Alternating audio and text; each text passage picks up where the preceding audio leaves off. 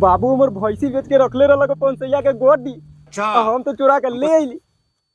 चले चाहे चंपा चमेली दुनू के पियम ना जेकर निमन हुई ओकरे पियम।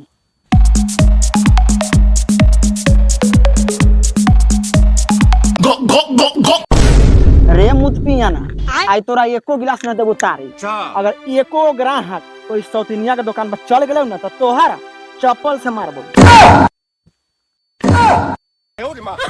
ए कोरिया का कुछ बुझाइता पोटी पर्दा लौंटे नचैता ई बैठ के मोबाइल चलावैता। तू चुप। पोटी पर्दा के काम इस साला के लौंटे नाचे के नाचे दही आ देख के राम कस्टमर के घीच के लाबै छी। तू अपन काम कर चुपचाप रह। सुनै छे सौतिनिया के बोली हम सब लंगटे नचै छी।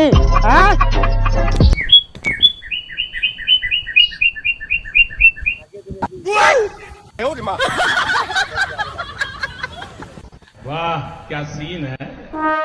गे गोइके बुला नहीं। ए देवर जी आई ना हमर निमन बा हमरे पीली। हो छीना रे तोर सब खेला वाला छोड़ा दे। ए भौजी सब दिन तो तोहरे पीली तैका ओकरो पी लेवे दा। चल जाई मीट बगी खोटा बा। ओह ये शाबाश बेटा। रे कोढ़िया देखे तू जाके केना तू पी ले छे। खत्म सौतिनिया सब दिन हमर रहला का पियाई ताई हमरे पिताई। ए सौती तोरे में पी क्या हम सब दिन हमरा में ना पीला क्या। हे सौती सब दिन हमरे रहत बा आज हमरे लगे पी। अरे 5 बरस के गाना हमर ना नहीं हमरा रहत बा।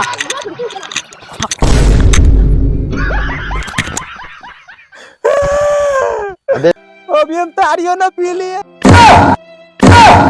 घर से पैसा ला लिए चोरा के आई घरे जान ते बाबू हमर गार फाड़ दी। कोरिया का बेटा मोबाइल चलाइता बैठ के पोटी पर्दा हमर से झगड़ा कइले बा। जा कोही चलावे ना मोबाइल तीस लहला रहल घर में गले बहुत पड़ गया खइहन अब बैठ के मोबाइल चला कोठी झगड़ा करे रे कोरिया हक चुनहारा तू बैठ के झगड़ा देखै छे।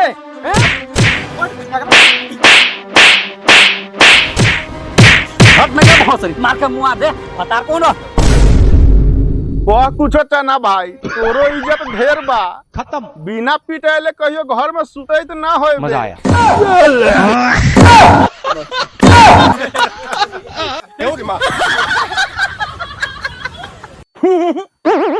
ना कर चुपचाप पिया आर बता पिया न त जे हाल अपना मरद के कैले बानी उहे हाल तोरा चारू के क दे। ए चमेली खिसियाऊ मत छौरा से तो उल्टा सुल्टा करते रहे छै।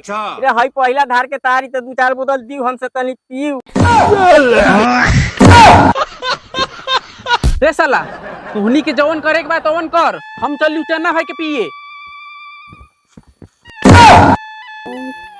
तार वाली तारी पिया दे तारी वाली तारी पिया दे तारी पिया दे तारी वाली तारी पिया दे।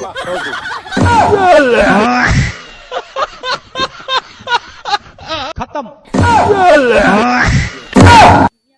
ए चन्ना भाई तकले के लार बारो 2-4 बोतल दा हमरे खर्चा रही दोनों भाई बैठ के पियल जाए। दोनों गोटा के तारी दे दी 2 बोतल ताजा आ पीला के बाद में आ जाए माजा। तारी चाहिए ताजा आ पीला के बाद में आई माजा। ठीक बोलियो पीऊ।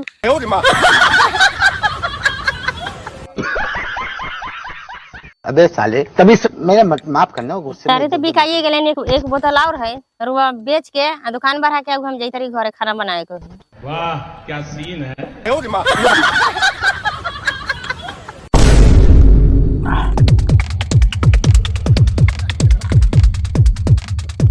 खत्म। Bye bye tata goodbye गया। पार्टनर हम जैसे पेशाब करे।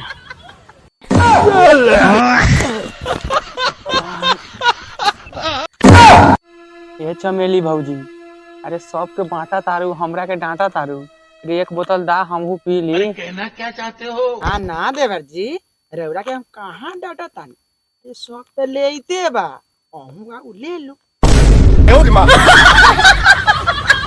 By bye tata goodbye गया। शाबाश बेटा, बहुत